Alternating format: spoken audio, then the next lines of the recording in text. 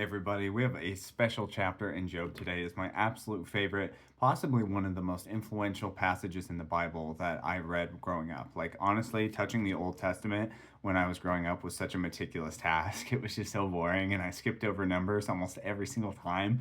But when I got to Job, it just became so relatable to me and it spoke so deeply into my soul and my deep sufferings that I just really latched on to his, albeit self righteous and petulant mentality, but I really felt justified at the time. And he kept going on about wisdom, though. It's a lot about righteousness, it's a lot about, bringing God to account and the lack of ability to do so, that he is justice incarnate. And so, therefore, Job has no case against him.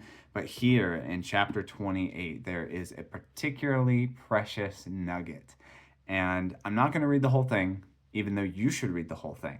But we're going to read verses 20 through 28. So it's talking about wisdom, and it's talking about all of these incredibly valuable and beautiful things, gold and silver and gems, and that none of them can even compare to the value of what Job is about to reveal. And then he says this: From where does wisdom come? And where is the place of understanding? It is hidden from the eyes of all living and concealed from the birds of the air. Abaddon and Death say, We have heard rumor of it in our ears. God understands the way to it, and he knows its place, for he looks at the ends of the earth and sees everything under the heavens. When he gave to the wind its weight and apportioned the waters by measure, when he made a decree for the rain and a way for the lightning of the thunder, then he saw it and declared it. He established it and searched it out, and he said to man, Behold, the fear of the Lord, this is wisdom. To forsake evil is real understanding.